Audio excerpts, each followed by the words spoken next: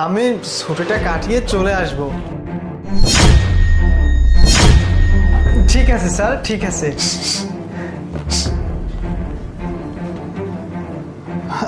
Sir আমাকে দুদিনকার ছুটি দিন স্যার, প্লিজ স্যার। আমি 2 দিন পরে আবার অফিসে ফিরে আসবো, প্লিজ 2 দিনকার ছুটি চাই আমি স্যার।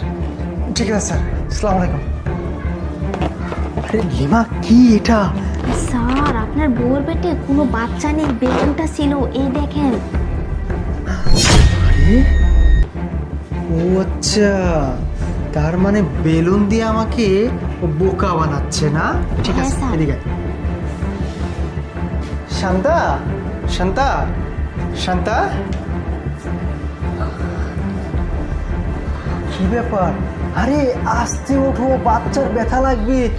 হ্যাঁ, আরে ঠিক আছে আমি। আচ্ছা অফিসে যাওনি তুমি? হ্যাঁ অফিসে যাব, ভাবলাম যে বাচ্চাটা কেমন আছে, কিছু ডক্টরের কাছে যাই, চলো না আরেকবার চেক আপ করে আসি, বাচ্চা সুস্থ আছে নাকি। না না, ডক্টরের কাছে যেতে হবে না, আমার বাচ্চা একদম।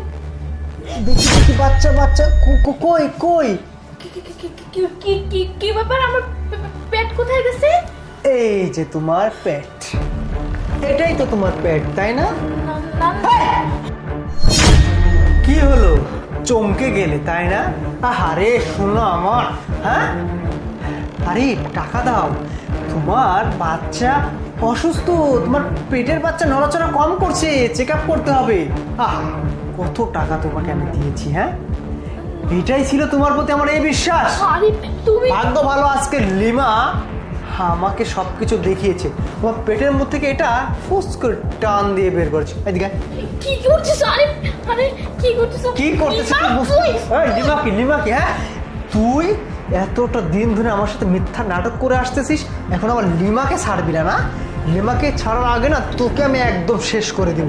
কি ভেবেছিস অনেক হয়েছে নাটক? হ্যাঁ কি করছিস? ওর এই নাটক দেখতে দেখতে না জীবনটা একদম শেষ হয়ে গেছে।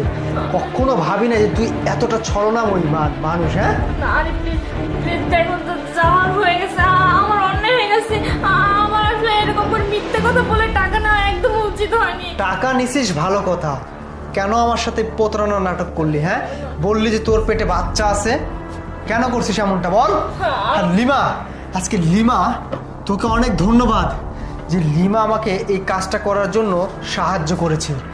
যদি না করতো না তাহলে বুঝতেই পেতাম না তোর আড়ালে এতটা ভয়ঙ্কর জিনিস লুকিয়ে আছে। প্লিজ প্লিজ, আরে প্লিজ আমাকে এবার তো মাফ করে দাও, আমি অন্যায় করছি তো তোমার কাছে আমি মাফ চাচ্ছি, আমি আর এরকম কাজ কখনো করবো না, আমার অন্যায় হয়ে গেছে, প্লিজ। মাফ মাফ করে দিব তোকে, না? চল কোথায়? মামার বাড়ি। মানে কি বলতেছো? মনে হচ্ছে থানায়। না না প্লিজ। তোকে জেলে দিব, তাহলে আমি শান্তি পাবো, কারণ তোর মতো মিথ্যাবাদীকে এই বাড়িতে রাখা যাবে না। না প্লিজ, আরে আর হ্যাঁ, না এমন ব্যবস্থা করব না প্রত্যেকটা লোকের কাছে খবর পৌঁছে যাবে যে তুই একটা প্রতারক, একটা মেয়ে, তোকে কেউ আর বিয়েও করবে না। না আরে প্লিজ, চল, ডিভোর্স তো তোকে দিবই। প্লিজ তুমি এমন করো না, এমনটা চল। করতে পারো না, প্লিজ আরে হ্যাঁ, চল।